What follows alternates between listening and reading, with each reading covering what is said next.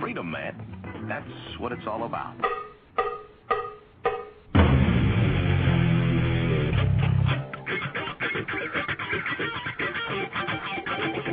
You've got to groove on freedom, like the good book says.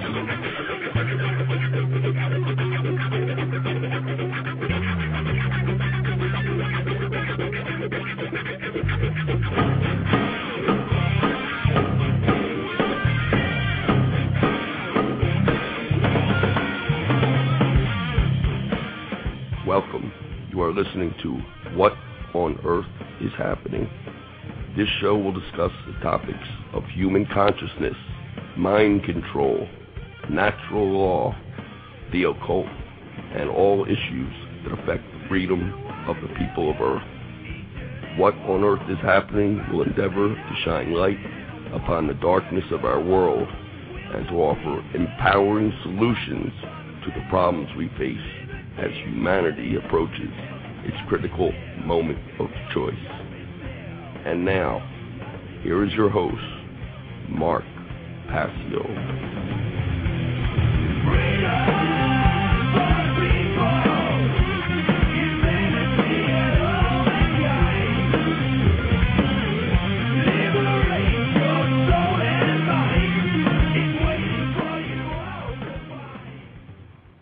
Welcome, everyone. Welcome. Today is Tuesday, May 4th, 2010. You are listening to What on Earth is Happening. I'm your host, Mark Passio, and this is the show where we discuss human consciousness and how consciousness relates to the self-inflicted problems that humanity faces as a species. That's what we do on this show. My website is whatonearthishappening.com. The network website is revolutionbroadcasting.com. The show is live every Tuesday evening from 8 to 10 p.m. Eastern Time.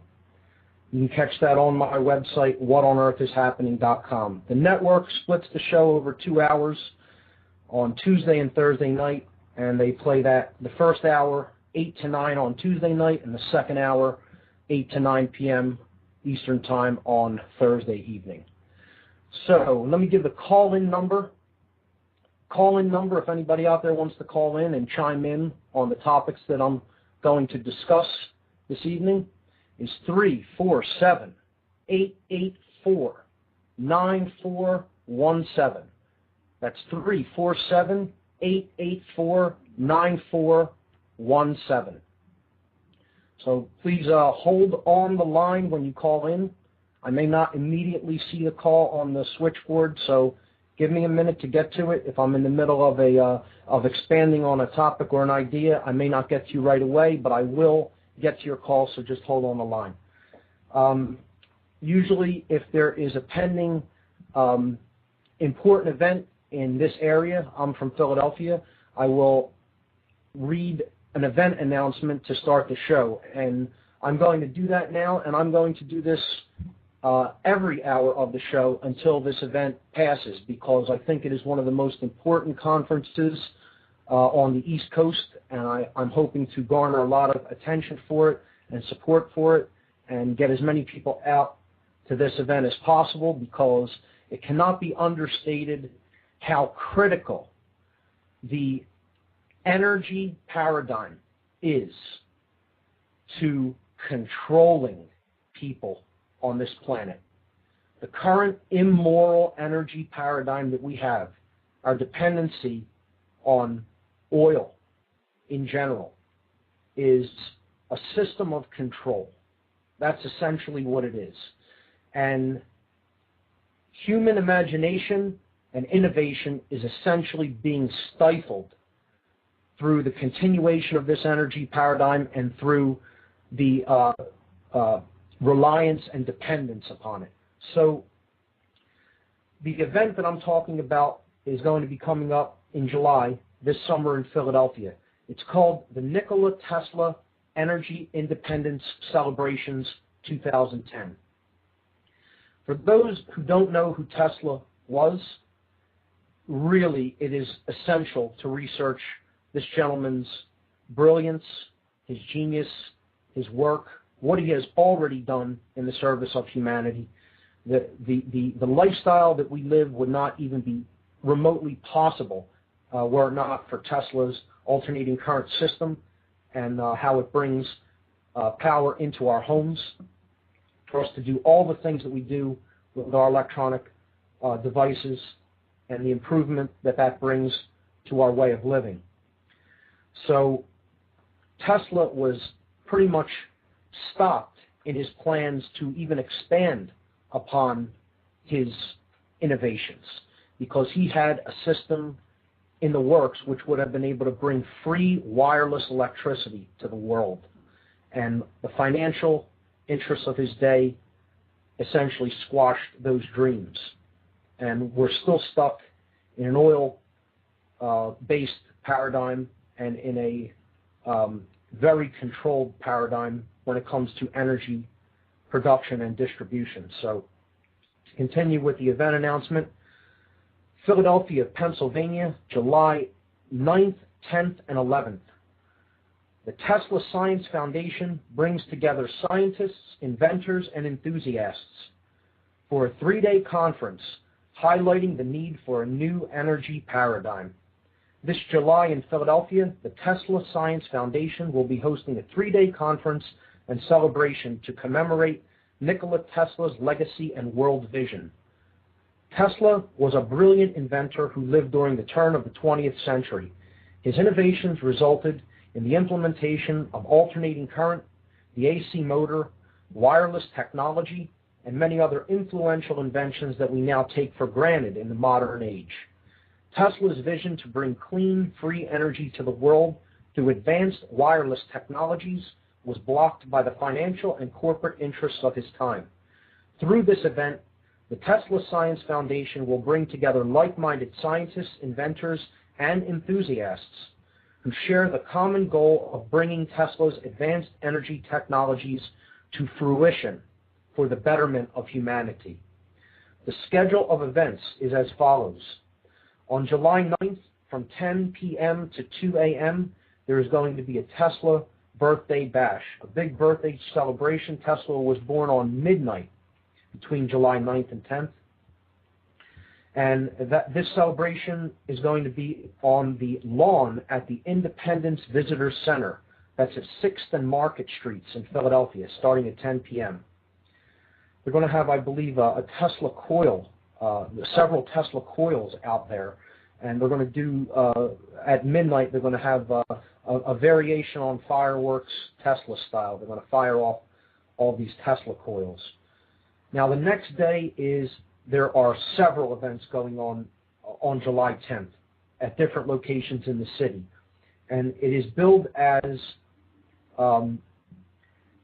levels of involvement for all levels of interest. That's why they're having different events at different locations pretty much simultaneously, because the event is for just the general public to become more aware of Tesla through information and some fun activities.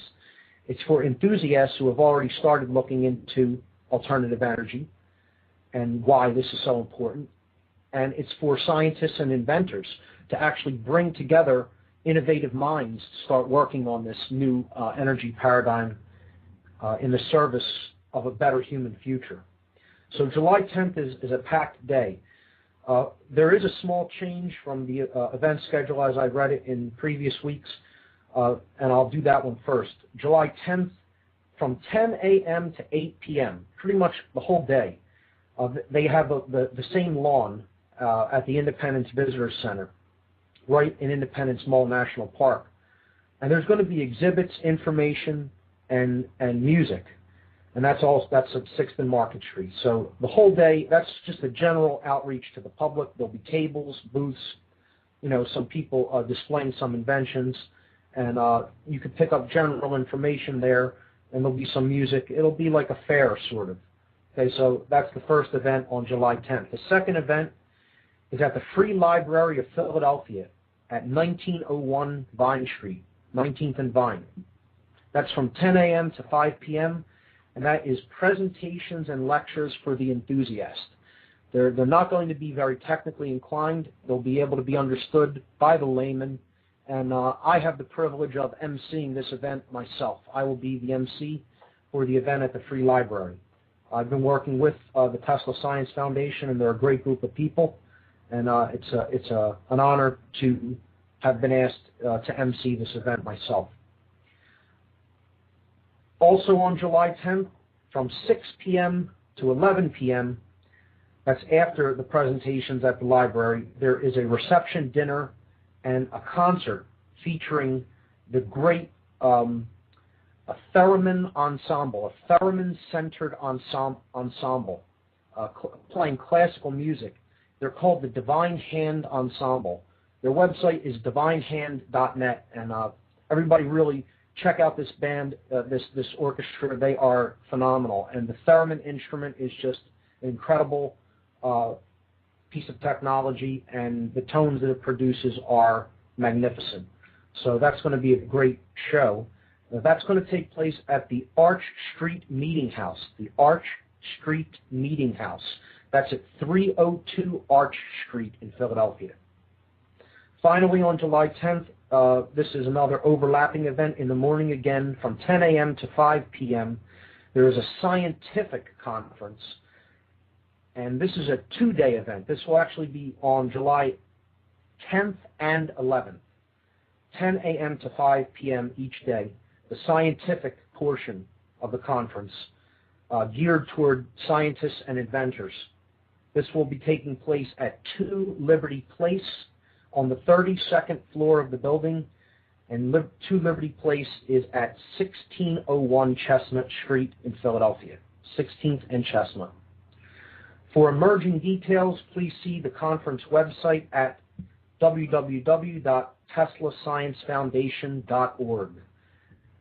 Learn more about Nikola Tesla, what he tried to do for us, why he was stopped from that, and why it needs to happen 100 years ago, let alone today. It should have occurred over 100 years ago. We need to make this vision for the way power can be produced and distributed become a reality. So that's all I have to say about that. The show tonight, what I have in store for tonight is to recap a little bit, specifically recap on the concepts I spoke about last show, which were magic and sorcery, and how these events hold influence in our lives, how these concepts hold influence in our lives. I want to specifically address the concepts of magic and sorcery as they relate to the concepts of order and chaos and the events that we experience in the world around us as a result of these forms of influence. So I'm going to recap there a little bit, but the bulk of what I want to get into tonight is the beginning of breaking down the idea of the barriers to consciousness, the barriers to self-realization. What do we really have to overcome within us in order to understand who we truly are, what our purpose here is, what's really taking place around us and within us? So there are specific barriers that are in place that prevent that awakening, that realization from happening. And I want to begin to delve into those, list what they are, and begin to break them down. So as I've stated already, what we really do here on this show is delve into the causal factors. A lot of people in the freedom movement who are attempting to expose the political machinations that are taking place in the world, who are attempting to look at events, and that's important, that should be done, that needs to be done.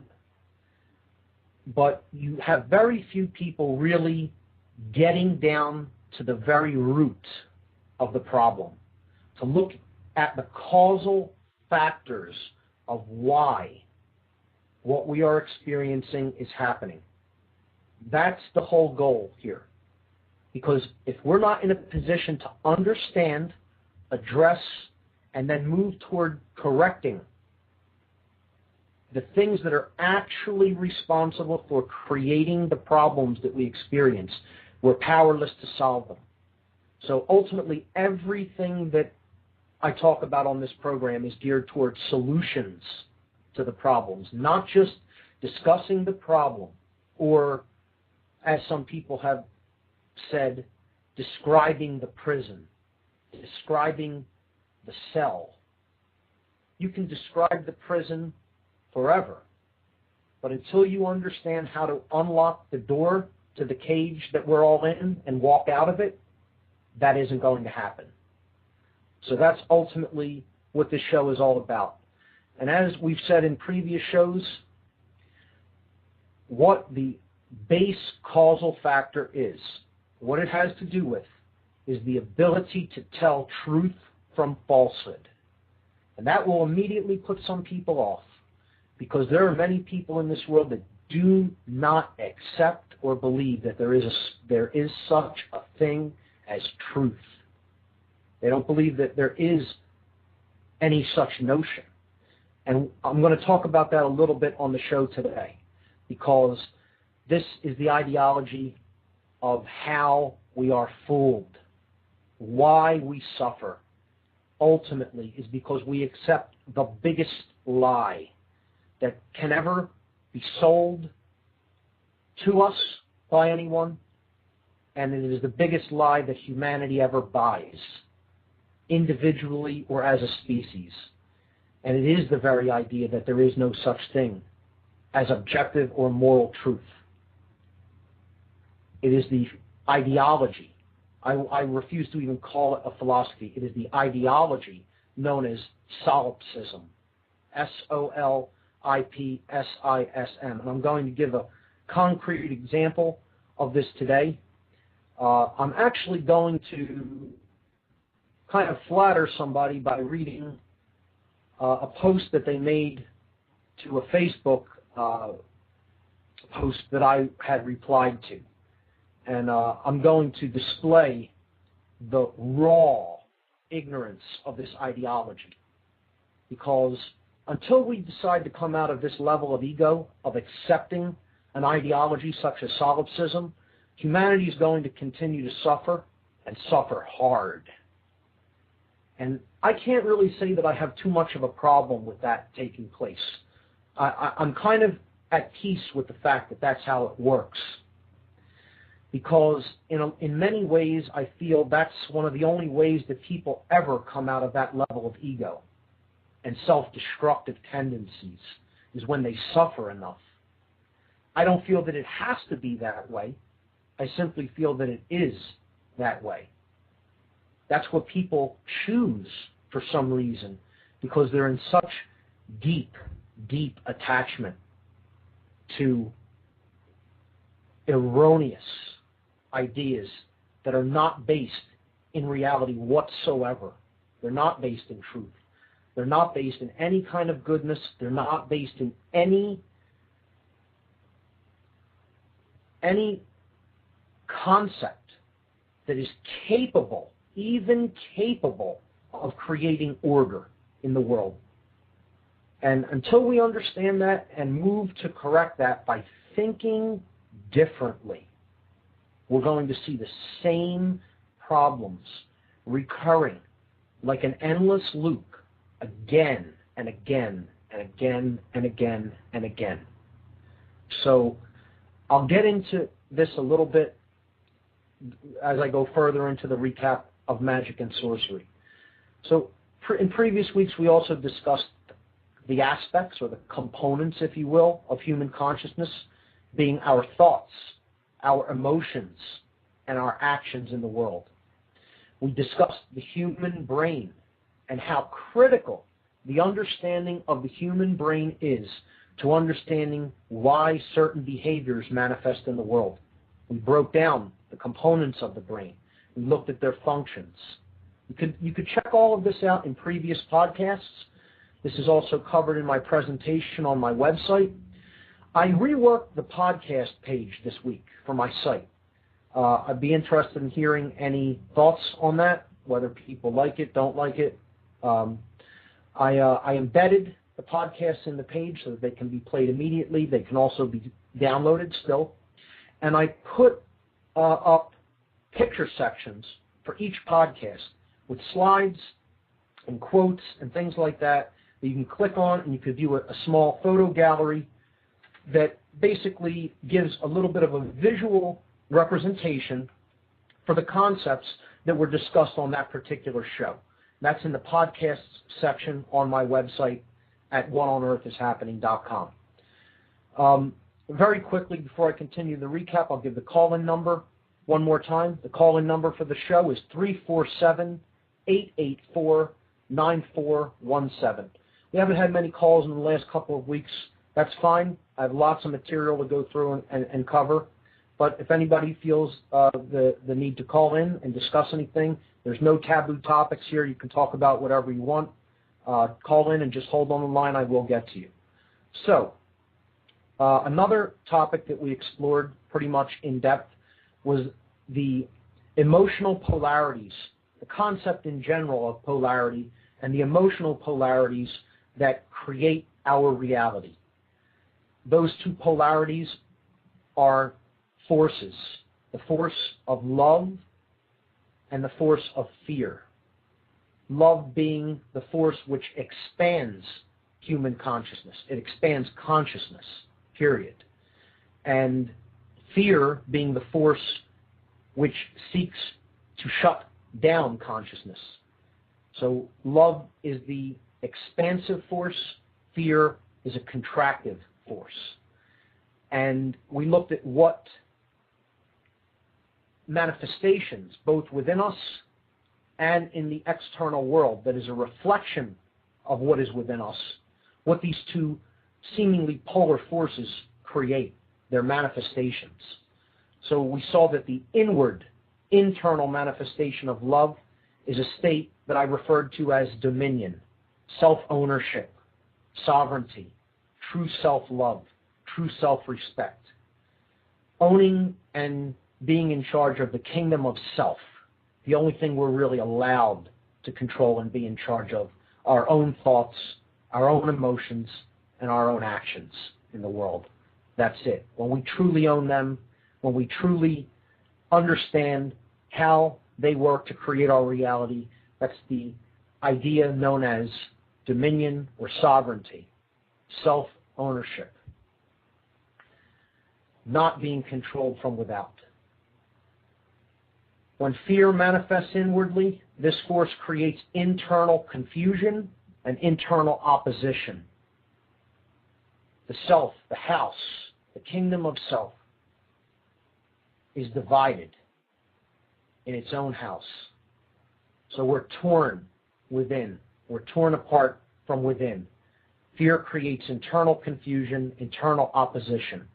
We discussed this concept as the force known as Satan, which is a Hebrew word that means the opposer, the adversary, he who creates opposition and strife. It's a force. Okay?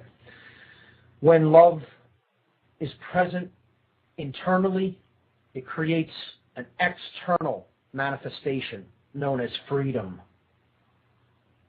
This is why freedom is under such attack, because people aren't in mass holding this consciousness of love and self-ownership and rulership of the self, ownership over one's own mind, over one's own heart, and over one's own actions. It's slipping away from this world, slowly but surely, unless we decide to do something about it and reclaim our sovereignty, our self-ownership. So when fear goes to work in the external reality, when it's present within our minds and hearts, and it goes to work in the external reality, we experience control, externally imposed control, which ultimately leads to chaos, to suffering, to slavery, everything that we refer to as evil or bad. Now, there were different worldviews that go along with this. we discuss them as a very left-brained worldview, known as randomness, and a very right-brained imbalanced worldview, known as determinism. We broke those down on a previous show. And we talked about what those worldviews lead to. I referred to it as the schism of the mind and the schism of the worldview, because these ideas, these left-brained imbalanced ideologies and these right-brained imbalanced ideologies, they lead to worldviews that impose nothing but more suffering. It's an endless cycle of suffering. And people refuse to accept, most people anyway, refuse to accept that there are alternatives to such worldviews. There is such a thing as moral truth. There is a way, a path to come out of self-inflicted suffering. So one of these really seriously imbalanced worldviews that we discussed was the ideology known as solipsism, the idea that there is no truth, that there is no such thing as natural law principles, and that essentially perception is reality. Nothing could be further from truth or accuracy than this ideology. There's not much that really can be done to take people out of this ideology. Sadly, it seems there isn't much that will take someone out of that ideology other than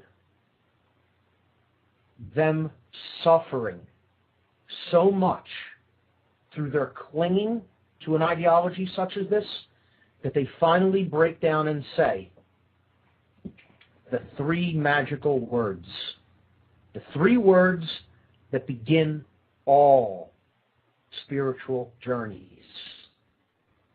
I was wrong. This was the path I had to take personally.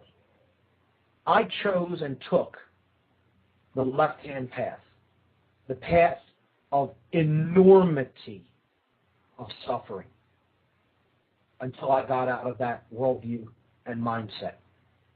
And it took so much suffering for me that I was barely able to move. I was laying in a room in the dark, essentially doing nothing.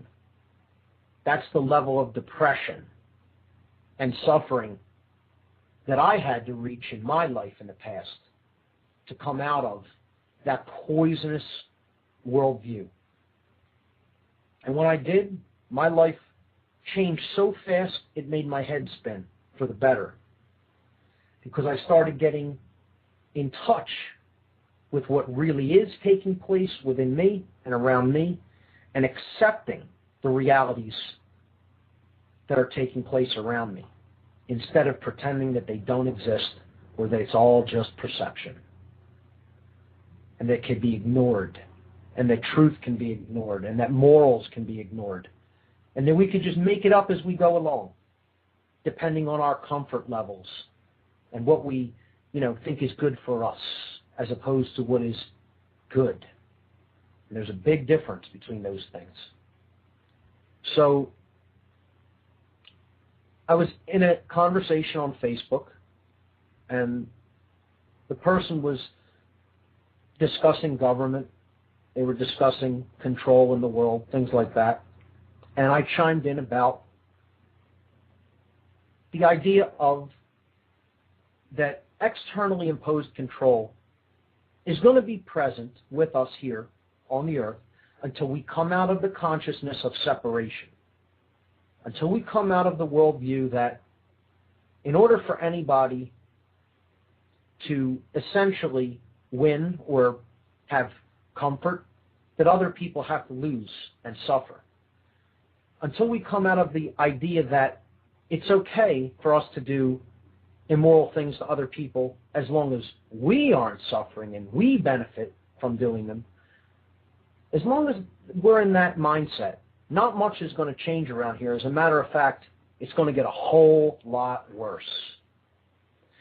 And, some people you can look at that as saying it outright like that is condescending to other people's way of seeing the world. You can say that it's self-righteous. You can say whatever you want. I, in my life, have recognized these principles as being true, as being in effect, like the law of gravity. Doesn't matter whether you believe in it or not. It's in effect. That's what law is. That's what it means. It means it's a parameter that is in effect.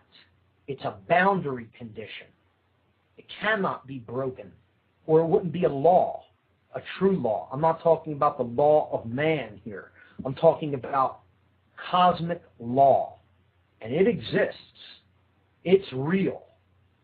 The reason we're in the mess that we're in as a species is because we refuse to acknowledge and understand and live within the parameters of the existence of natural law. And essentially, it is so easy. It can be stated in, and has been stated by teachers in one sentence. The truth is always simple. It's never, ever complex. People try to make truth complex, to obscure it and to obfuscate it, to create confusion and doubt within somebody's mind regarding natural law principles or truth. But the law that governs creation can essentially be stated in one sentence. Do unto others as you would have done unto you. That's the golden rule. And that's it. It is that simple. And because we continuously break that one law, we're going to continue to suffer until we decide to come out of that level of consciousness. The end. Okay? It is that way. I'm not saying it's my belief that it is that way. What I'm telling people out there is, if you don't want to continue to suffer, that's the path out of suffering, in a nutshell. That's it. And it is that way. That is the truth. It is not a perception of reality. That is reality. I don't know how much clearer I can say that. I'm not telling you that that is my belief, because it is not my belief. That is a law that is in effect that I happen to understand. That's it. So here is the reply that I received on Facebook from someone that I would say is a solipsist based upon his response. And I'll read just excerpts from this. This person said the golden rule is just an arbitrary assertion to try to prove some sort of moral truth. There is no ultimate moral truth. There are no laws of existence. Imagine that. Now, let me tell you what this ideology, what this belief system, which is what this is, leads to. This belief system is known as solipsism, and it is also known as moral relativism, which I brought up on previous shows. This creates the notion that man is the highest power in the universe. We get to make up our own truth. Essentially, we are the arbiters of truth, or God. That's what this ideology is. If there are no laws that govern creation, if there is no such thing as morality in truth, there is no such thing as morality, it is just perceptions, then we get to do essentially whatever we say is correct or right or moral. And we're the ones making up, quote-unquote, law. That's what man's law is based on, this ideology. That's why it's such a disaster. Because we're not the authorities of anyone else. We are not the arbiters of truth. We are not the ones who define what morality is based on our perceptions and comfort level. Now, what he got right is, one of his next statements was, your perception of what morality is will always reflect what your culture has taught you. Now, that is a truism, okay? That is largely true. People's perceptions of what is right is, in the modern day, and has been in the past, largely determined by what those around them have taught them. That's what has largely determined what people think is right and think is wrong. And what I'm talking about is not thinking or believing. I'm talking about knowing, because one has directly experienced this law itself. And until it's like a child putting its hand on a hot stove. You can tell an individual forever, you can tell them what the temperature is of something that they have not yet touched. They will never really know for certain until they experience the feeling of being burned or having something extremely hot or extremely cold pressed up against their skin. It will only be a belief or a perception, but it will not actually be truth to that person until they experience it firsthand. This is the idea known as gnosis. Gnosis. Gnosis. It means you know. It is knowledge that has been acquired from directly experiencing something. Not by reading about it, not by thinking about it, not by being told about it, but by experiencing it. And I guess if you haven't been through that experience of knowing what being burned is, what being fooled is, what understanding that natural law is by experiencing it, it is probably true that no one can really teach it to you. And if you're in the mindset that you don't want to know about it, that you don't want to learn about it, that you think it doesn't exist because you're comfortable believing that, more likely than not, a whole lot of suffering is coming your way until you do experience the result of not understanding natural law, and you suffer enough to come out of that condition. And I kind of think, more so than not, this is the place we've come to as a species. And I get that perception more and more in the movement of people who have studied this, who have recognized this, who have understood it. And there's a sort of desperation because they see how closed the minds of the individuals who are out there in our society and in the world are. They see how closed their minds are, how closed their hearts are, and how totally resistant they are to understanding how these principles work. And make no mistake about it, we're not getting out of this mess unless we understand how these principles work. That's the lesson, and that's the way out. There is no escape. I've said this many times before, and we'll say it many more times. There is no escape from the condition to which we have arrived. The way out is through.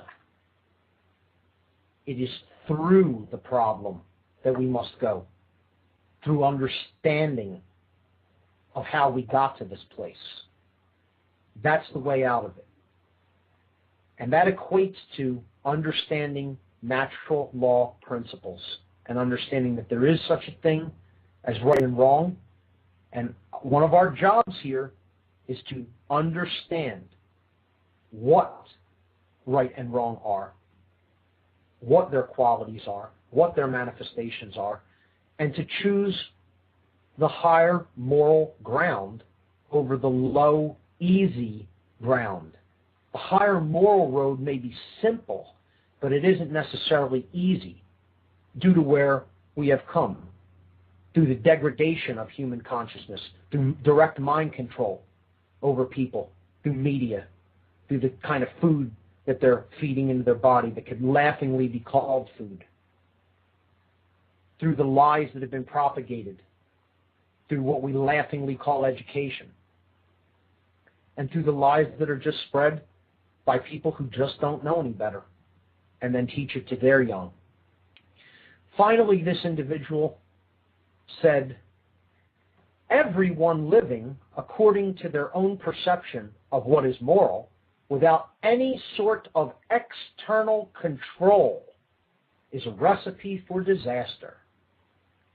Well, you got the first part of it right, but you totally missed it on the second part of what you said there.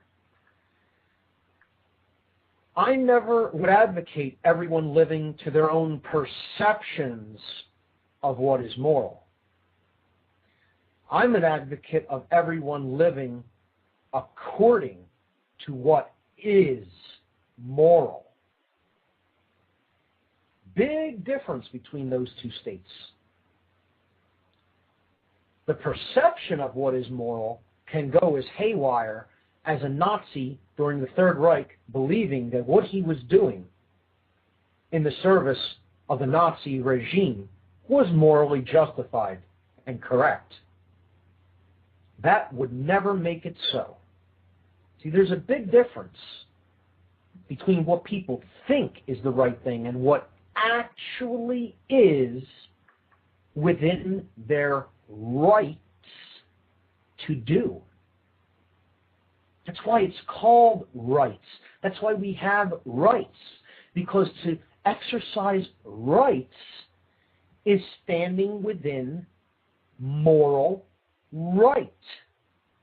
You're not doing anything wrong when you exercise a right. It's right in the language, folks.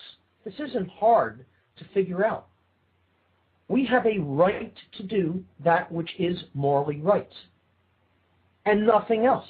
This is the notion that has been coined in occult philosophies as "do what thou wilt shall be the whole of the law." This gets perverted.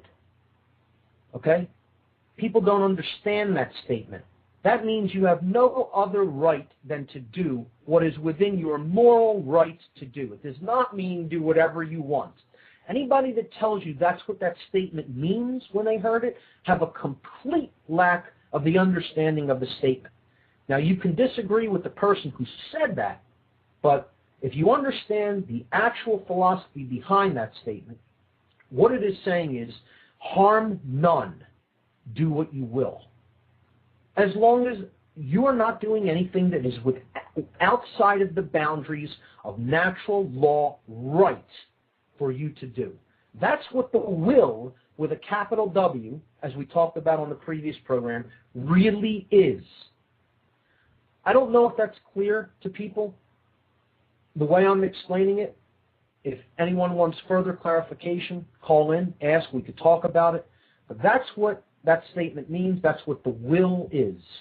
It is doing that which is within our natural right to do, and nothing else, nothing outside of those boundaries, not stepping on other people's natural rights.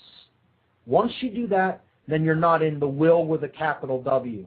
You've dropped in consciousness, and you're doing the personal, egoic will. And this was the difference that we brought up last week when we discussed the concepts of magic and sorcery.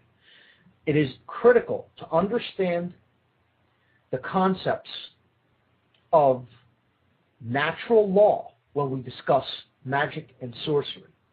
what that entails, it is critical to understand the concept of will. The two forms of will, the higher will, which we basically ascribed a capital W to, okay? like some people do with the higher self, giving it a capital S, okay, as opposed to a lowercase letter. Because the language that we speak limits us in many ways. To talk about higher will versus egoic will. So in the way I explain it in my presentation and on this show, I distinguish with a capital letter. The capital W will is the will of creation and accordance with natural law, harmony with natural law principles that create order. The lowercase will, which is the will that the sorcerer, not the alchemist or the true magician, exercises. The sorcerer exercises the lowercase will. And this goes against natural law principles. This is for the selfish gains, the selfish tendencies of the practitioner of this influence, of this science and art called sorcery. This being who practices this art is saying, forget about the will of creation, forget about natural law principles and other people's rights, let my will be done. Because that's all I care about. So, to go back a little bit to the statement that this gentleman made on Facebook in response to a post that I had commented on. His solution was external control. And he stated later on that he doesn't have a problem with government, externally imposed government. Doesn't have a problem with that. External control, that's his solution to the problem of everybody living according to their perceptions of what is moral, and therefore creating a lot of chaos in the world. That we need external control to solve a chaotic problem. That's the very definition of sorcery. The very definition of it. And again, I've also described this with the metaphor of, I'm going to dry those wet clothes by pouring more and more water upon them. You wait and see. You wait and see. I'll get it done that way. Don't worry about it. It may take some time, but I'll take these buckets of water, I'll take this garden hose, I'll continue to put water on those clothes, and they'll get dry. Watch. You watch. That's exactly what this is. This person has zero understanding of how natural law works. Zero. But in many ways that can't be blamed on the person themselves. So many ignorant people come up into this society because they're taught in ignorance by those who are already ignorant. It's a self-propagating machine. That's what our reality has become. A self-propagating virus.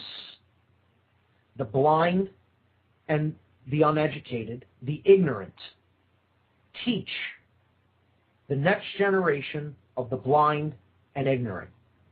And it's a sad, sad, sad thing. And once again, at the risk of sounding condescending, I'm not here to make friends with people. I'm not here not to offend anybody's sensibilities. Okay? I'm here to explain why we're in the mess we're in. That's what my job is. And I do happen to understand how that works. That's not an egoic statement. That's not me bragging. There are many people throughout history who have understood how this works. Some far, far more intelligent and far better human beings than myself. Okay? I'm not saying I know it all. I'm not saying that I'm perfect in any way. because believe me, that's far from the truth. Okay? What I am saying is I understand the general principles of how we got into the mess that we're in as a species, and I do understand what it will take to get us out of them. Whether people will follow up on that, I don't really have control over that.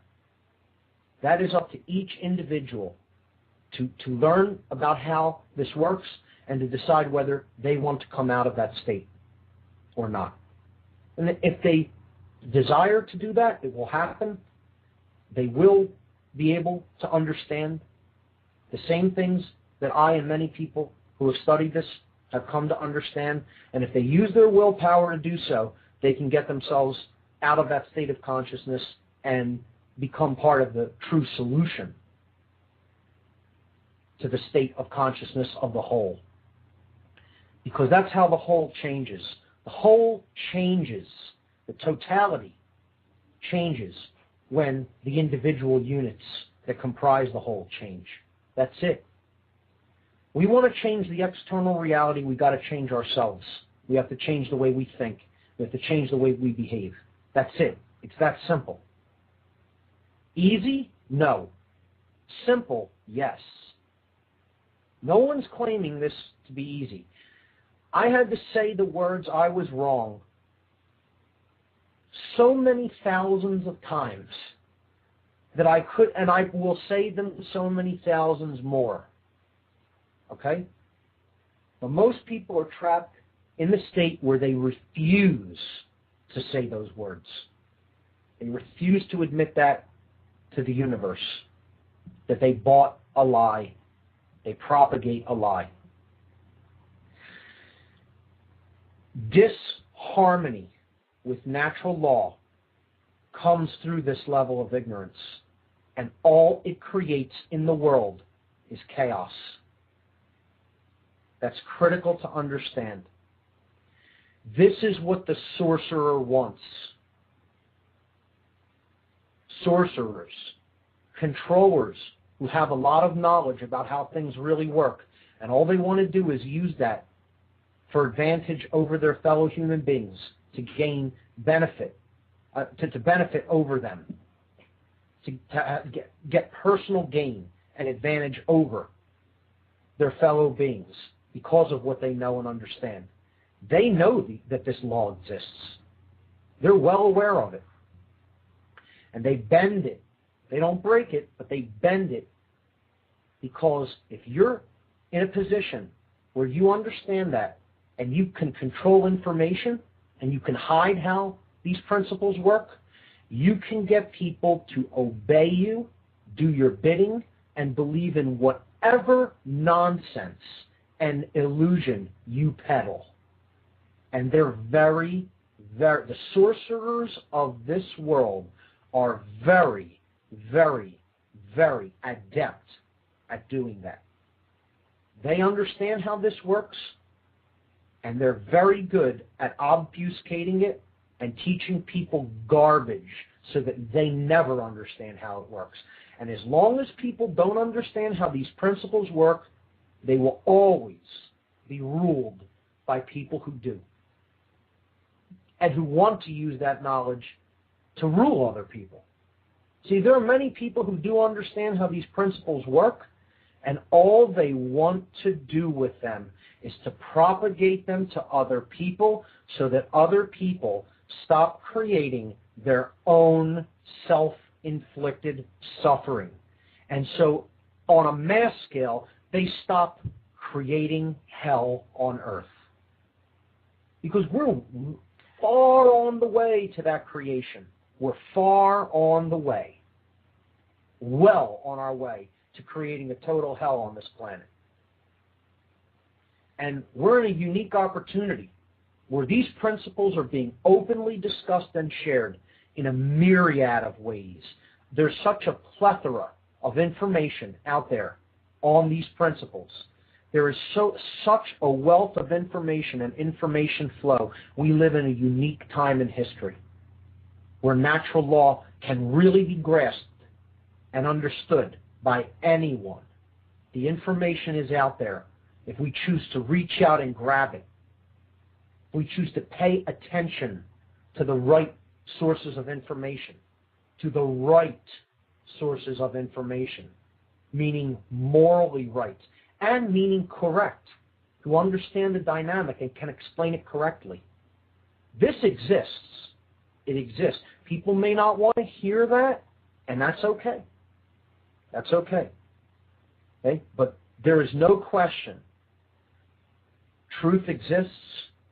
Natural law principles exist. Morality exists. There is such a thing. It is knowable. All of these things are knowable. What deep-seated ego is the refusal to accept any of those things that I just stated. The refusal to accept them.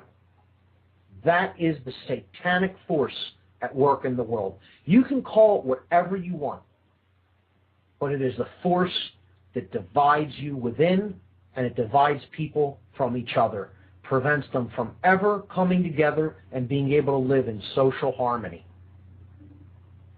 And this force has people. It owns people. It owns their minds. It owns their minds. Because they've been peddled sewage by the sorcerers of this place. Sewage. And here's the other concept that rolls along with this as I wrap up talking a little bit about sorcery. Magic and sorcery. See, the magician wants to bring people together, the true alchemist, to elevate consciousness, to help people understand natural law, so that they can put an end to their self-inflicted suffering through ignorance and through ego, attachment to wrong ideas that they can't admit that they're wrong ideas. They'd rather go to the grave. They'd rather die than admit that they were wrong. That's how deep of an ego hold this satanic illusory force has over the minds of people of this world. They would rather kill themselves and others around them rather than admit, I've bought a bad ideology. I've bought a bad notion, a bad idea. Can't admit that. See, belief is one of the strongest forces in the world. Not gnosis, but belief. People so desperately want to cling on to their beliefs because it's all they know.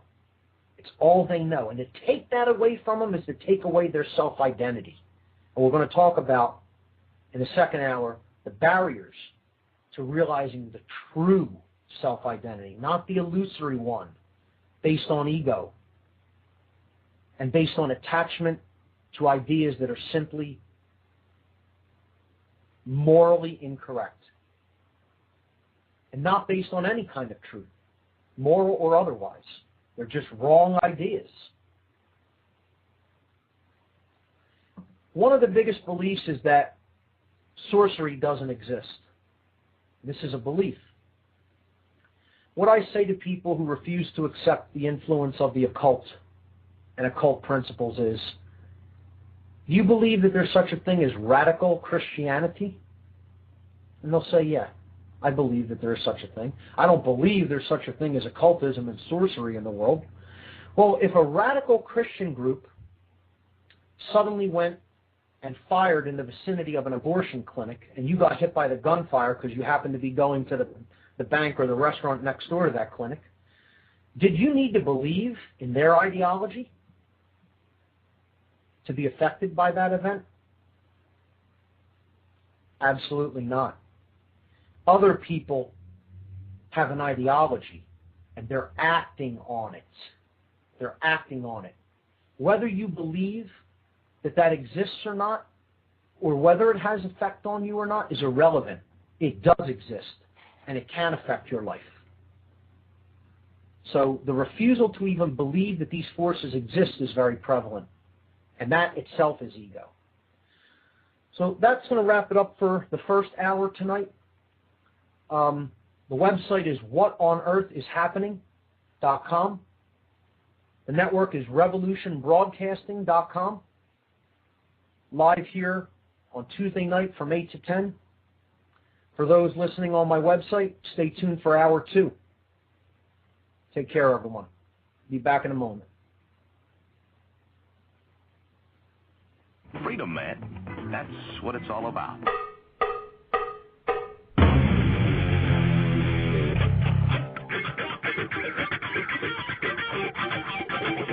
You've got to groove on freedom, like the good book says.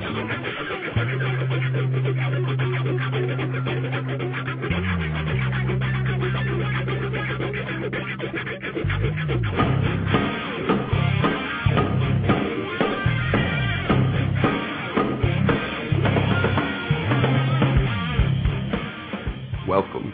You are listening to What on Earth is Happening. This show will discuss the topics of human consciousness, mind control, natural law, the occult, and all issues that affect the freedom of the people of Earth. What on Earth is Happening will endeavor to shine light upon the darkness of our world and to offer empowering solutions to the problems we face as humanity approaches its critical moment of choice. And now, here is your host, Mark Passio.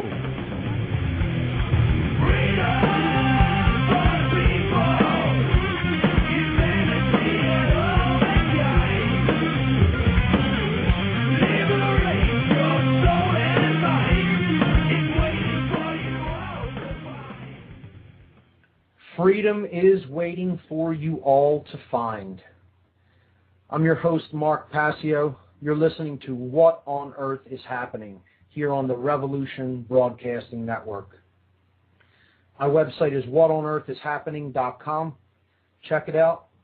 Lots of info up there, lots of videos up there for playback and download.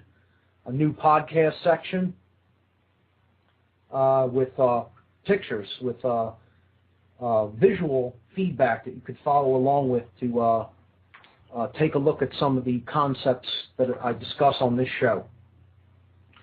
So, this is the second hour of the show, and we're going to get back into the topic that we left off on the first hour, which was pretty much wrapping up the notions of magic and sorcery and how they go to work in the world, how they influence us. And I was talking about the fact that many people don't even believe that this is what is really taking place, that there is occulted knowledge that is being used against the people of this world. And we're going to look at some of the barriers that prevent people from realizing how these things work and from realizing their true potential, what I call barriers to self-realization. So we'll do that after the event announcement, which, again, I had talked about on the last hour. I'm going to repeat this on every hour of this program until the event because it's critical. The control of energy is the control of people. I'll say that again. The control of energy is the control of people, period. Okay? For people that still do not understand how involved, how completely connected the energy paradigm that the financial elite use to control the people of this world, how that's connected with issues of our fundamental rights and freedoms. They don't have the total picture. And someone that I think people who are listening to this show and this network and are concerned with issues that affect freedom in the modern day, someone they really need to research and understand what he tried to do for humanity is Nikola Tesla. So there's an event coming up in Philadelphia. It's a 3-day conference in July. Here's the press release. Philadelphia, PA, July 9th, 10th, and 11th. The Nikola Tesla Energy Independence Celebrations. The Tesla Science Foundation brings together scientists, inventors, and enthusiasts for a 3-day conference highlighting the need for a new energy paradigm. This July in Philadelphia, the Tesla Science Foundation will be hosting a 3-day conference and celebration to commemorate Nikola Tesla's legacy and world vision. Tesla was a brilliant inventor who lived during the turn of the 20th century. His innovations resulted in the implementation of alternating current, the AC motor, wireless technology, and many other influential inventions that we now take for granted in the modern age. Tesla's vision to bring clean, free energy to the world through advanced wireless technologies was blocked by the financial and corporate interests of his time.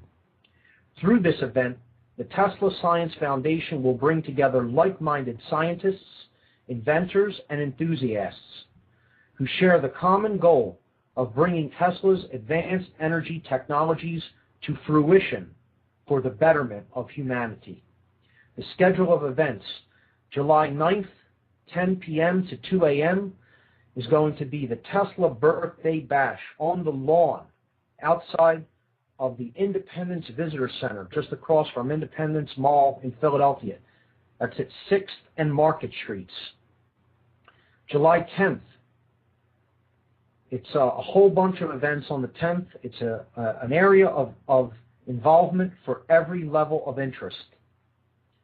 So from 10 a.m. to 8 p.m. at the Independence Visitor Center, again, 6th and Market Streets, there's going to be exhibits, information, vendors, music, displays. So for the general public, tourists that may be in the area on that day, they can check out all of the activities going on the lawn at the Independence Visitor Center. July 10th, 10 a.m. to 5 p.m., presentations and lectures at the Free Library of Philadelphia, 1901 Vine Street, 19th and Vine. These are presentations that are going to be geared toward the layman, toward the non-scientist. Okay, the general public is welcome at these lectures and presentations. They're going to all be geared toward Tesla, his technologies, his vision, and there will be some overlap with, related technologies and energy systems. So it should be an interesting day. I have been offered and have accepted to MC this event at the Free Library. So I will actually be introducing all of the speakers and presenters, and it's an honor to do so because the Tesla Science Foundation and the associated Nikola Tesla Inventors Club are just great groups of people, and what they're trying to do is the right thing. So July 10th, again, Saturday, July 10th, from 6 p.m. to 11 p.m., there is a dinner and concert. It's going to be a classical music concert with an ensemble whose conductor plays the theremin instrument. And I encourage everybody to check out the theremin instrument. It's a beautiful instrument. It is a very little-known instrument working on electronic principles and vibratory principles. And the sounds that it generates are just absolutely magical. So it should be a great time on July 10th from 6 p.m. to 10 p.m. The pricing on that is yet to be determined, but it will be very reasonable. I know that the tickets for that will be under $25, probably for both dinner and concert. And I believe if people just want to go to the concert, that option will be made available as well. This is going to be 6 to 10 p.m. Saturday, July 10th at the Arch Street Meeting House at 302 Arch Street in Philadelphia. And the final portion of the conference, the Nikola Tesla Energy Independence Celebrations 2010, is Saturday and Sunday, July 10th and 11th, from 10 a.m. to 5 p.m. is the scientific portion of the conference, the scientific conference. This is going to be at 2 Liberty Place on the 32nd floor, 1601 Chestnut Street in Philadelphia, 16th and Chestnut. And this is going to be geared for scientists and inventors. So there will be very technical presentations at this portion of the total event. It's going to be a great event. People are going to learn a lot. A lot of great minds are going to come together for this. A lot of enthusiasts are going to come together for this. I encourage everybody to take a look at it, get involved, come out, invite friends. People need to know about Tesla. They need to know about who he was. They need to understand what is possible. We need to recapture the human imagination and the human spirit of innovation that Tesla so brilliantly embodied during his lifetime.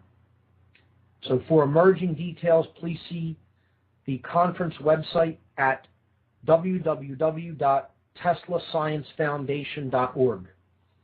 So that's the event announcement. And let's jump right back into the philosophies that we were discussing on the previous hour. Where I left off in the previous hour was talking about the fact that there are so many people out there that just they'll see the problem sometimes in the external manifestation, but to address the causal factors, they look the other way. They don't want to go there. They don't want to see that. They don't want to admit or face just how dark of a place humanity has come to. And to do so means that certain influences in the world must be acknowledged. And one of them is the concept of the occult, hidden knowledge. It's all the word occult means, hidden. See, there's a mind trick with words that is always played on people. It's obfuscation. You tell them that a word means something, but it really doesn't quite mean that. It is one possible connotation, but you dissuade them from looking into that concept further. So if you played a word association game with people, 98% or more of people, if you say the word occult, the word that they're going to respond with, just try it with anyone. The word in a word association game that people will respond to when you say, tell me what the first word that pops into your mind is when I say the word occult. The word that they will come back with is evil. Evil. Okay, they'll tell you occult is synonymous with evil. And it can be, but that isn't what the word means. All the word means is hidden. It comes from the Latin verb occultare. And the Latin verb occultare means to hide or to conceal from sight. That's it. And that's all the word occult means. So when you tell people that there is hidden influences at work in the world that I've termed sorcery, that many people have termed sorcery, it is not my term for it, they will immediately reject that notion out of hand because they feel they know it all. They know how the world already works. There's nothing out there that could have possibly slipped by them and escaped their attention. They're so perceptive. They're so understanding of exactly what's going on in the world around them. There's no way anything like that exists. Because they'll say, I don't believe in that crap. How could it have any influence over my life or my existence? This is a fatal, fundamental flaw in people's philosophical makeup, in their psyche. They actually believe that for something to have an effect upon them, they have to understand it, know anything about it, or believe in it at all. And that's not true. The idea that ignorance is bliss, that what you don't know about can't hurt you, is utter nonsense. What we don't know about is killing us. Killing us. Ignorance is not bliss. Ignorance is chaos and suffering. And the way I try to illustrate this metaphorically to people is you don't personally ascribe to radical Christian fundamentalist ideology. And the person will be like, they'll say something to the effect of, no, I don't. I don't believe in radical ideologies like that, where I'm trying to impose, a belief system on somebody else, and if they don't want to accept it, I'm willing to, be violent toward them. And I said, well, does that mean that it isn't having some sort of an influence in your life or in the world? See, that's the same notion. People say, I don't believe in the occult. I don't believe in sorcery. I don't believe that has any influence in my life. It doesn't matter what you believe. Other people believe in certain ideologies, and they're willing to act upon them, whether you believe it or even know that it exists or not. Conceive of the situation where somebody may be sitting in a restaurant eating dinner and they have never heard of radical Christianity. But there may be an abortion clinic next door and some stray automatic weapons fire may pick them off while they're eating dinner. They knew nothing about that ideology, and it doesn't matter. You can be affected by an act of free will gone awry, gone astray, by people believing in nonsensical notions and being willing to act upon them. That exists. It has an influence over your life. The way to better prepare against the negative or harmful influences of such dangerous ideologies, such as sorcery, is to learn as much as possible about them. That's the only way you're going to be in a position where you could defend yourself against them. And until we understand how sorcery works in the world, how its methodologies are structured, and how the people that are using these principles and these influences work in the world, we are going to, as a species, as a whole, remain largely powerless to make any changes or to defend ourselves against those influences. So, the definition of both magic and sorcery was the science and art of influencing change to occur in accordance with the will. In the definition for magic, the will has a capital W because it means coming into greater alignment in accordance with natural law principles, with truth. In the definition of sorcery, the word will, the science and art of influencing change to occur in accordance with the will, is lowercase. It means my will, my selfish, egoic will, the will of the sorcerer himself or herself. When we come into alignment with the art of magic, we are attempting to create non-dualism, oneness within, sovereignty, the recognition of sovereignty of all beings, the recognition that natural law exists and that it is operating in our world, and we are bound by it. Only by helping to assist other people to come up to higher levels of consciousness, the art known as alchemy, are we going to get out of the self-inflicted suffering that we are in as a species. If we continue to fall prey to sorcery, or even attempt to use it, we are going to create more and more and more chaos and suffering in the world. Because that's where we're at now. We're at a place where sorcery has run so rampant in the world that we live in that we have a situation of total chaos, almost complete chaos. people think that there is order here or that we're going to be moving toward more order if things don't change are delusional.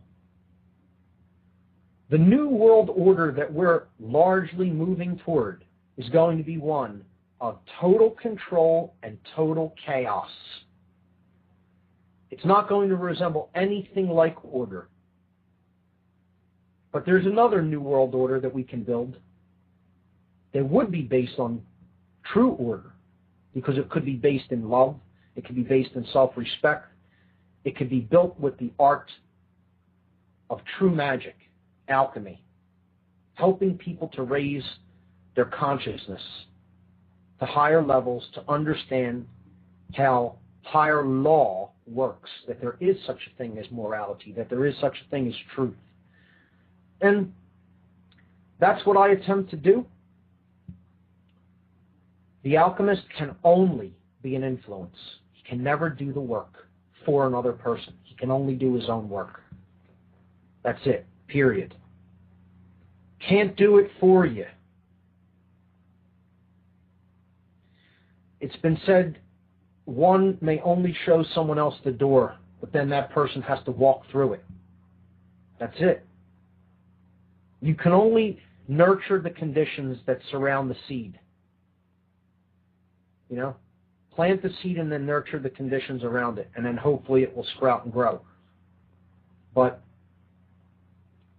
in many ways it looks like people are too attached to what they want to believe,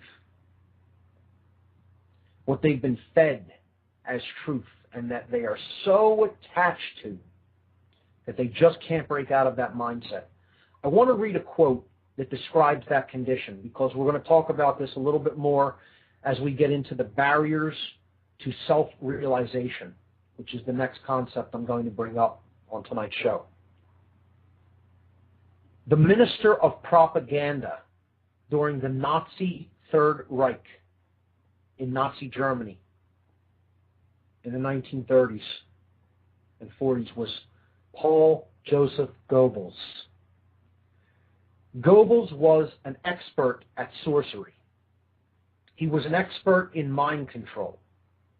He was an expert at propagating lies, disinformation, and utter nonsense that could only lead to more and more human suffering. And it did. And he did a great job of it. He was wonderful at his job. One of the best of all time. This is a quote by Goebbels. He said, "The essence of propaganda consists in winning people over to an idea so sincerely, so vitally, that in the end they succumb to it utterly and can never escape from it." I'm going to read that quote again to let it really sink in. This is a statement made by the minister of propaganda during the Nazi regime. He said, this is Paul Joseph Goebbels, he said, "The essence of propaganda consists in winning people over to an idea so sincerely, so vitally, that in the end they succumb to it utterly and can never escape from it." This is ego identification, which is what one of the things we're going to be talking about. It's one of the greatest barriers to self-realization, the attachment to being right.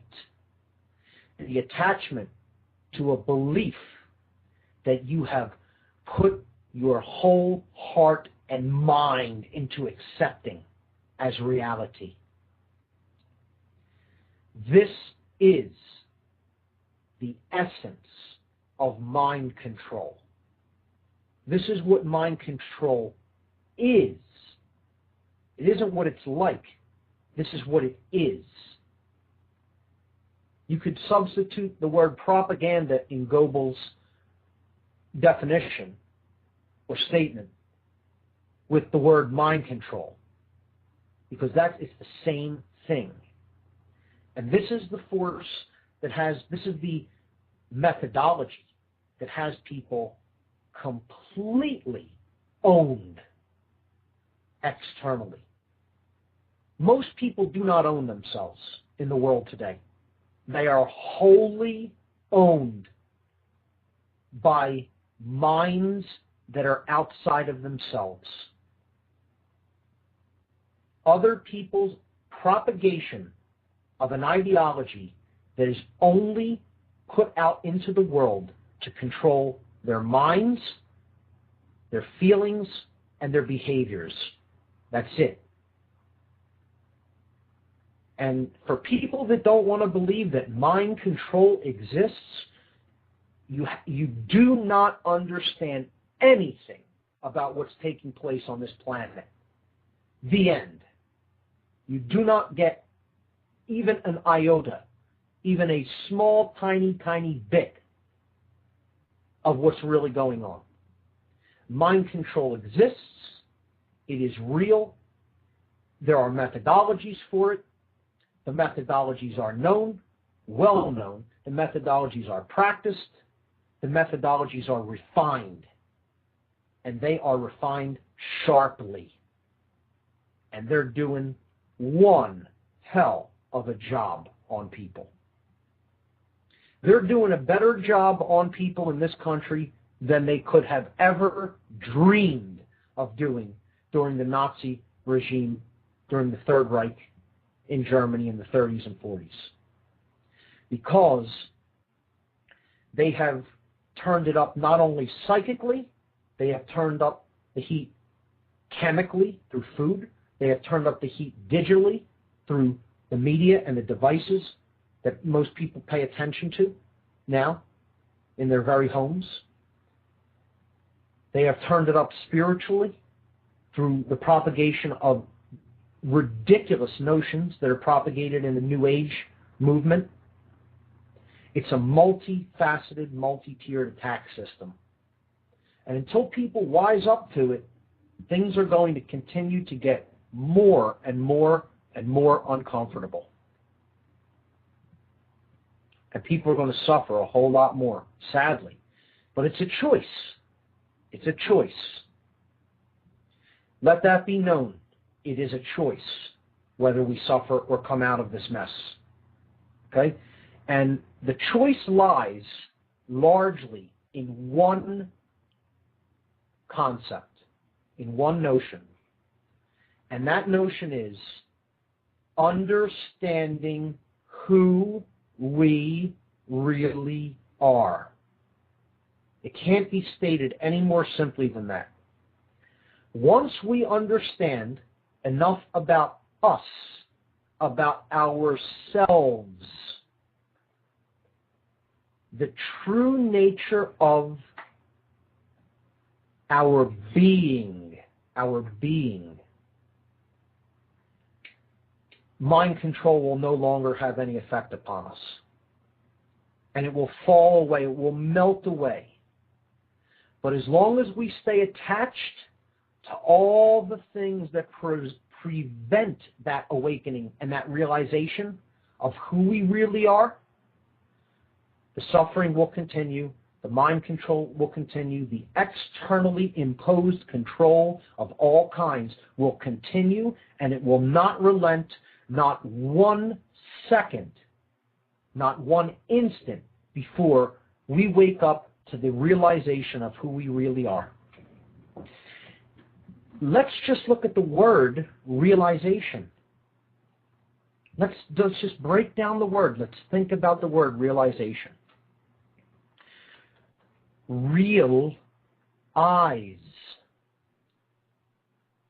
It means to see with the real eyes. Only when we are seeing with the vision that can help us to accurately perceive reality, accurately perceive that which is accurately perceived truth. Only when we acquire that vision are we going to be in a place to come out of all of the self-inflicted suffering that we have created for ourselves. And it's doable. It is doable. It is possible. The potential for that exists. Whether we will that into manifestation is another story.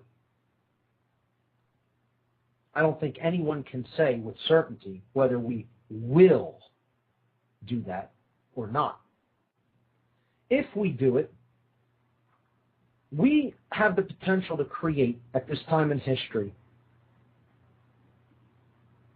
a way of being on the earth that has probably never before been seen, that we can scarcely imagine. And this is part of the problem, is that we can scarcely imagine it.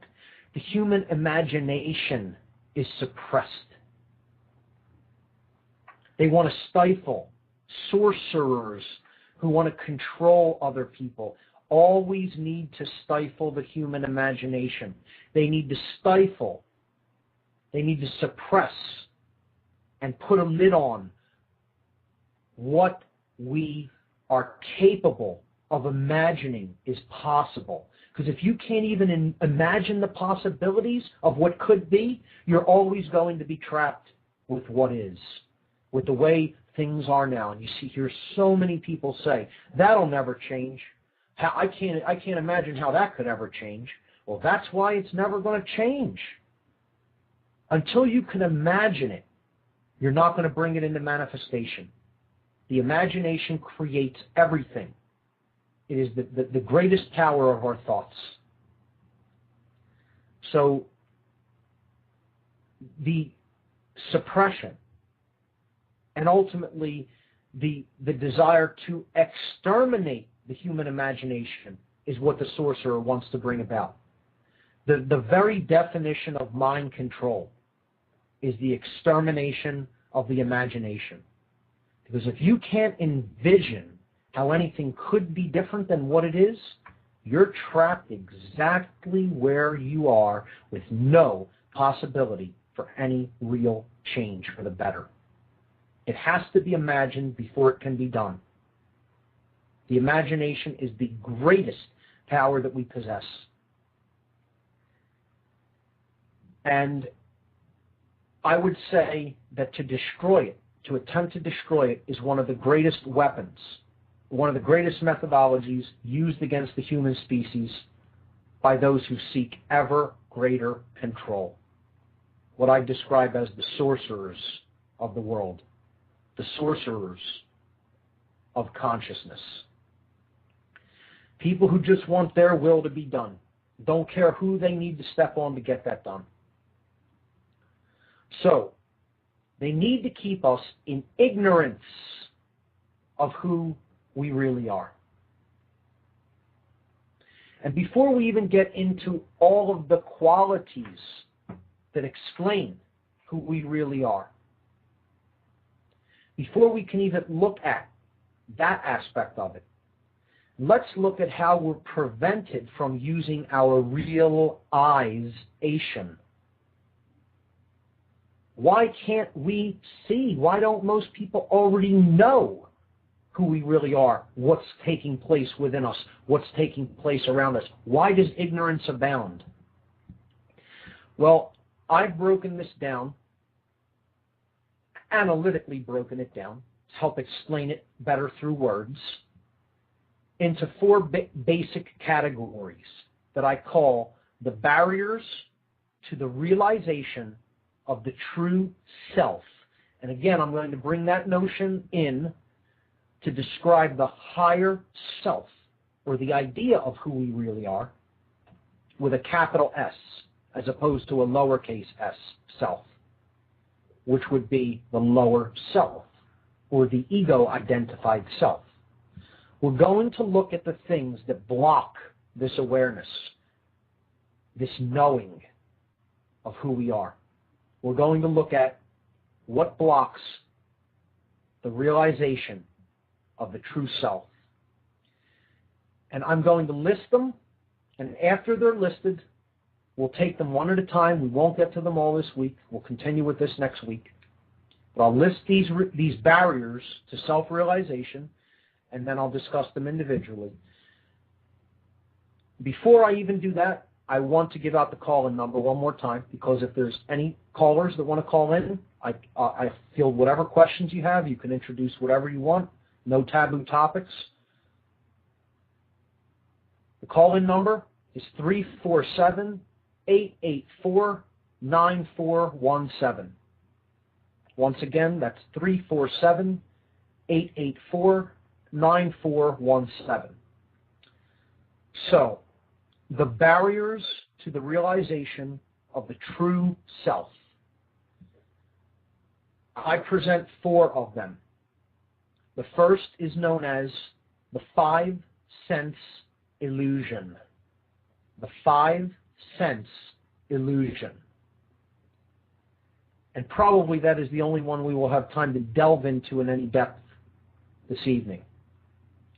And then we'll continue with others. The second is ego identification, which we'll probably get to next week. That's if we even wrap up the first one tonight. So the second is ego identification. The third is the prison of the left brain. The prison of the left brain modality of consciousness. This is something that the educational system in the West does a very good job of keeping people locked in. And the fourth and final barrier to the realization of the true self, which we will discuss here over the next couple of weeks, is institutionalized belief systems and people's attachment to those systems of institutionalized belief. Institutionalized belief systems. So quickly, to list them one more time, the barriers of self-realization, barriers to the realization of the true self, the 5-sense illusion, ego identification, the prison of the left brain, and the attachment to institutionalized belief systems. Before we get into the first one here tonight, I see we have a caller. I'm going to take a call now. Here we go. Hello, caller. You're on the air. Hi, Mark. Hey, how are you? Vern. Good. No, it's Vern. Jessica, actually. Jessica. Sorry. Jessica, you called in before, right? No, I'm Kevin's wife. Okay. Oh, Kevin's wife. Yeah. Great. I was just listening to your show. I'm sorry, go ahead. I knew I recognized your voice. I couldn't quite put my finger on it, but thanks for calling in. Hi. I just wanted to say, I've been listening to your show for the whole hour, and I keep on being right on, so seriously. And what you're saying about, everything manifesting in thought, the whole concept of, everything comes from that idea, a decision. It's so absolutely true. I've been on, I guess you'd call the shamanic path. I don't really like to call it that, but that's probably the best thing to. I like that word. I like describing it like that personally. A shaman has been described as one who can see in the dark. That's one of my favorite definitions for the shaman. And I just like the dogma, but what I genuinely got from the experience is that I agree with that thought, the decision. I don't know, Kevin and I had a really interesting experience today of exactly that happening to us, where we finally made a decision to make something part of our reality, and made the decision, which inherently means that you take the first step and the second step and the third step to make that decision, that thought, a reality. And I feel like all of a sudden we're on the way to a dream that we thought was a pipe dream earlier today. You know what I mean? Well, I think that's magnificent, and I think that's a great path to be on together. Yeah, we're looking into the Earthship Philadelphia project, which is amazing. I'm not familiar with that. Earthships are biotexture. They're basically homes that are made out of recycled materials, pretty much completely, tires, bottles, cans, etc. And they're completely off the grid. They use water collection. They take care of their own sewage.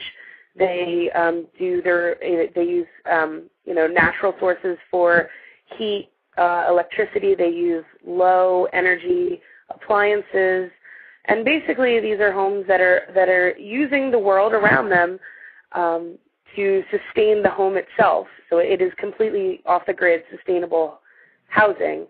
In addition, it has place in the home for food production as well, so you can sustain yourself fully off the grid. Very interesting. Very interesting. Yeah, and the unfortunate situation is that the architecture institution, as we know it, gets in the way of this. The Earthship Philadelphia people are ready to go. They have the money. They pretty much have worked everything out, but they're experiencing a large amount of red tape coming from license and inspection, surprise, surprise, and a lot of other governmental institutions. So unfortunately, not surprising. No, not because surprising the reality of the situation is if people can sustain themselves, they're no longer slaves. Right. So, exactly. I don't know. If anybody's out there and they're listening, they should sign the petition to allow the city of Philadelphia to be the first urban setting for an Earthship. It would be wonderful. Sounds like an interesting project. That sounds like a cool thing to be involved with. And, I want to just comment on what you said before about, how you made this decision to go off on this path together. And I just think it can be so much more powerful when more minds and more aware people come together as a group, because it makes the intention manifest so much more powerfully. And that's what, that's one of the biggest parts of this is the intent and projecting that intent forward. And that is the power of the our creative ability, and we are co-creators of our experience, of our collective experience. And I think it's just great that you guys are doing that together and have found each other and found people that want to do that with you. It's just a great thing. Yeah, actually, Kevin and I were actually talking about you earlier, saying that we were wondering how Tesla's free energy would work in conjunction with Earthship and the way that they design, because they use solar panels and wind and a lot of the typical, when you think of the typical natural sources of energy. But we were thinking I wonder how Tesla coils would work in conjunction with this type of design. It could be interesting to talk about. The Tesla coil simply illustrates principles that Tesla worked with. It's not, that device itself isn't so much a practical device. What Tesla was really experimenting with, particularly when he was out in Colorado Springs, when he had his laboratory out there, was standing waves. He was studying lightning, and he was studying standing waves, understanding how natural standing waves work. And he was developing a system of wireless collection of energy from the ionosphere. The solar wind places an immense amount of electrical energy in our ionosphere. It's charged particle energy. He was working on a way to essentially tap into that voltage differential between the ionosphere and the ground. This he was doing through the Schulman cavity, which is basically that area between the ionosphere and the ground. And he was trying to find a way to bring that energy down to conduct whole regions of the ground. Now, what that would mean is electrical devices would be able to be plugged into the earth. You wouldn't need an infrastructure, and it would be completely wireless. That's awesome. Can you even imagine that? And it was possible. He demonstrated this principle in a low-scale effect. He was building Wardenclyffe Tower on Shoreham, Long Island, New York, at the turn of the century, to try to begin to implement this on a mass or industrial scale. He estimated, I believe, according to some of his writings, he estimated that approximately 12 of these types of towers would need to be built throughout the world to be able to essentially electrify all the populated regions of the Earth. That's awesome. See, and what you said earlier, imagine, well, maybe if we did imagine, maybe if we imagined that it happened and took the steps, then maybe it would. More scientists are starting to rediscover and relook into Tesla's theories and take them seriously. Because, I mean, this guy was beyond, an order of brilliance beyond even other brilliant inventors of his time and our time. I mean, he was truly a prodigy, and the way his mind worked, he truly had a balanced brain. He truly had a connection to that right brain hemisphere where intuition and imagination really flowers and comes into full potential. And he used the left linear procedural brain very effectively, but his true uniqueness came from his ability to tap into that right brain hemisphere and use it in conjunction with science. He made that bridge, that bridged the gap between science and spirituality, or science and imagination.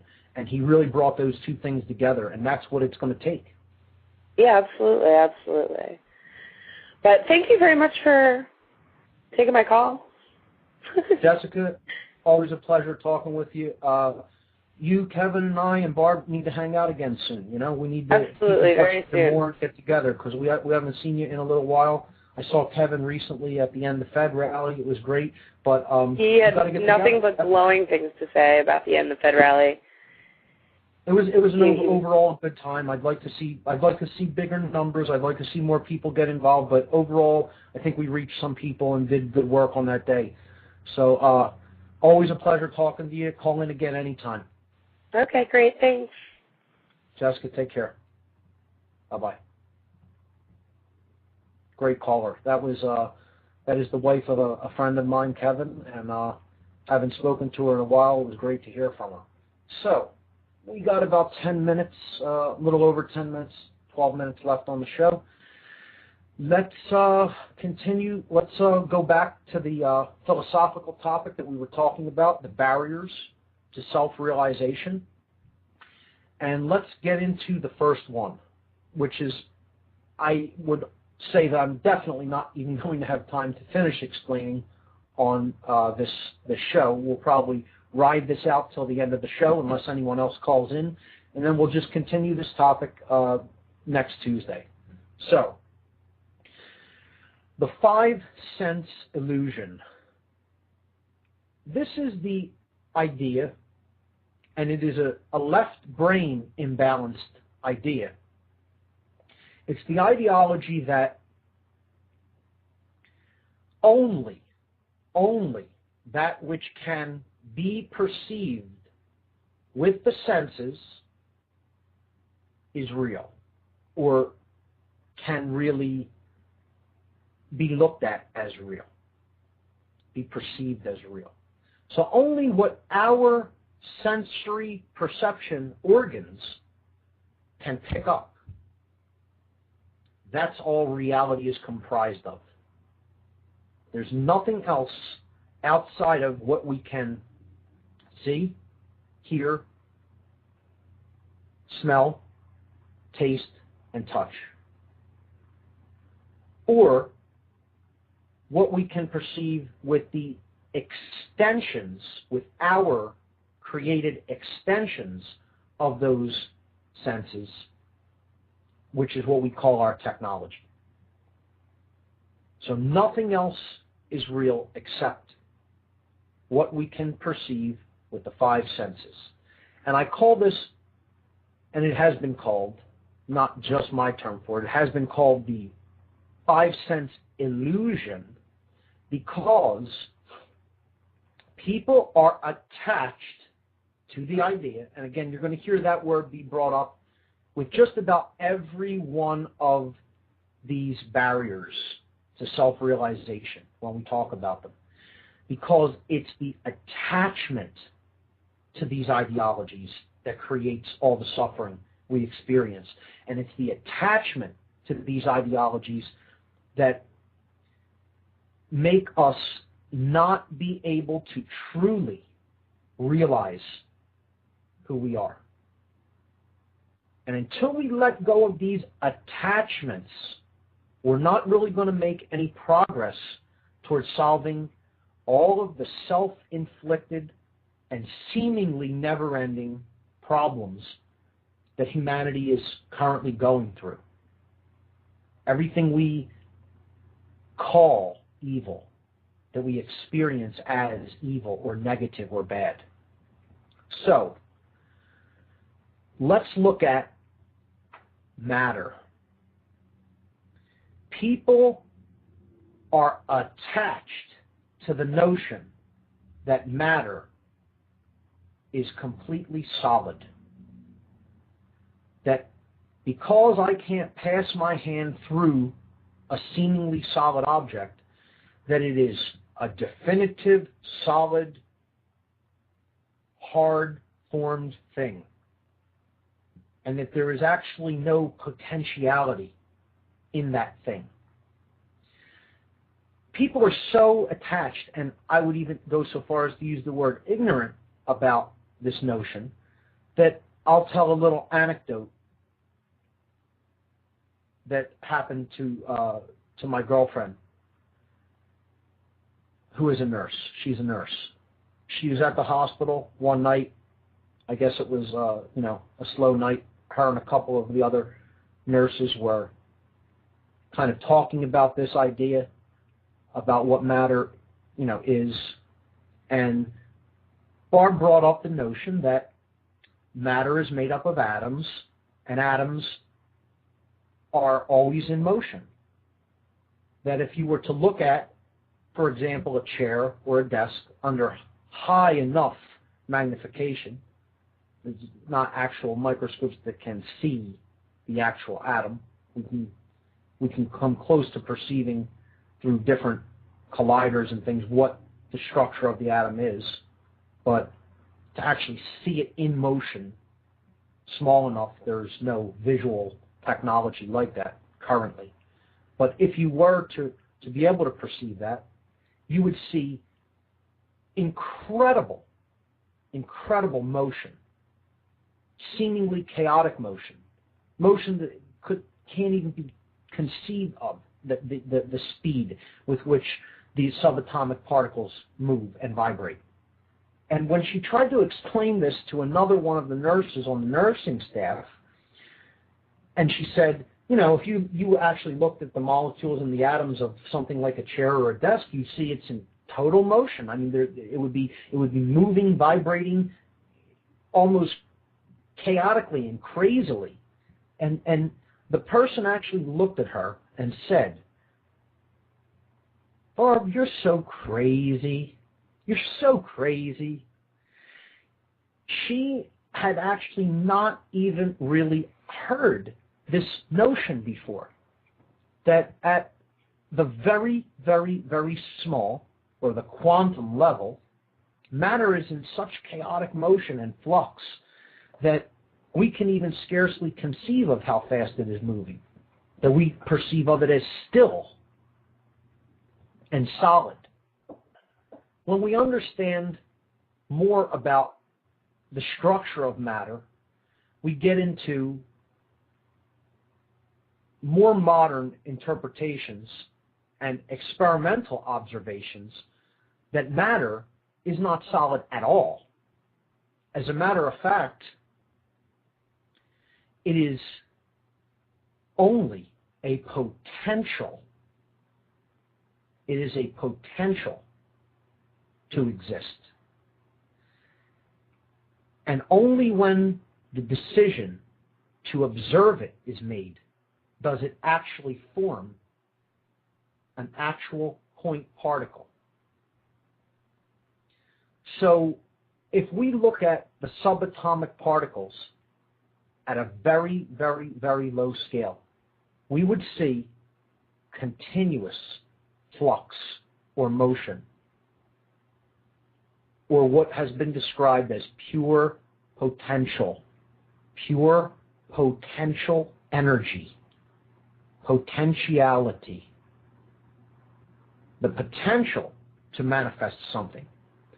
But a mind, a consciousness must become involved to actually create and form that potential into a manifested experience. Now that's a mouthful, but in science this is known as the observer effect. You can look that up. It's called the observer effect.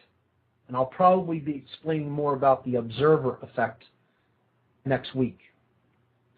But to re-illustrate some of the ideas of how the five-sense illusion keeps people trapped in limited ways of perceiving themselves, their own consciousness, and the world, we can look at an example of